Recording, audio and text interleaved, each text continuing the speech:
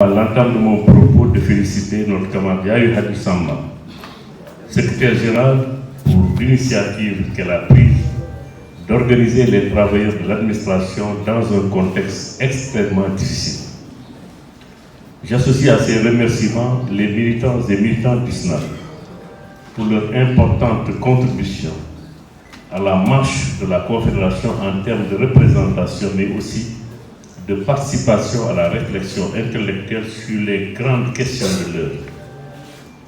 À tous les niveaux, jeunes, femmes, bureaux confédéraux et représentants du staff ont fait preuve de militantisme, de présence et de contribution d'une grande disponibilité pour accompagner la synthèse dans toutes ces activités. Le SNAP est une organisation syndicale jeune, certes, mais elle n'en demeure pas moins une grande organisation par l'engagement de ses militants qui lui ont permis de se hisser parmi les organisations syndicales phares de notre confédération. Le SNAP a su, grâce à une bonne approche et un plaidoyer responsable, se massifier à travers toutes les régions du Sénégal. Soyez-en vivement remerciés et toutes nos félicitations. La présence massive des jeunes et des femmes ce matin traduit à suffisance la volonté du SNAP de respecter une des recommandations du dernier congrès de la CNTS, c'est-à-dire l'ouverture des organisations syndicales à ces deux piliers essentiels du mouvement syndical, à savoir les jeunes et les femmes. Je vous exhorte à poursuivre dans cette lancée parce que le mouvement syndical est en perpétuelle mutation et la présence de jeunes et de femmes engagées contribue à rendre l'organisation plus attractive. Nous profitons de l'occasion pour rappeler également l'impérieuse nécessité des organisations syndicales à faire de la formation une priorité. Notre rôle est devenu de plus en plus difficile, du fait qu'en plus de notre fonction revendicative, nous sommes obligés d'être des forces de proposition pour contribuer qualitativement au débat sur des questions liées au développement social et économique de notre pays.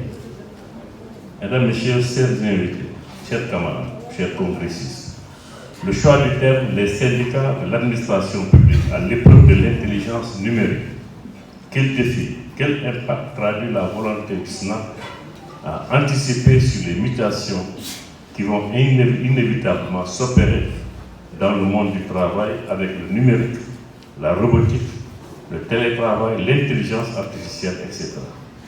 En effet, jamais dans l'histoire, une innovation ne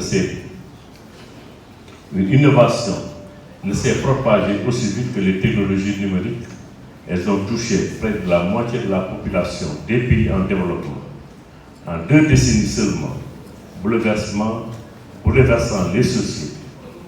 En améliorant la connectivité, l'inclusion financière et l'accès aux services commerciaux et publics, la technologie peut amplement concourir à promouvoir l'égalité. Au cours de l'histoire, les révolutions technologiques qui ont modifié les dynamiques de l'emploi, en créant de nouvelles formes et de nouveaux modes de travail et en rendant d'autres obsolètes, elles ont ainsi transformé les sociétés de façon globale. Les mutations en cours auront certainement de profondes répercussions sur le monde du travail. Aujourd'hui, le travail à domicile s'est élargi et le e-commerce a dépassé toutes les prévisions.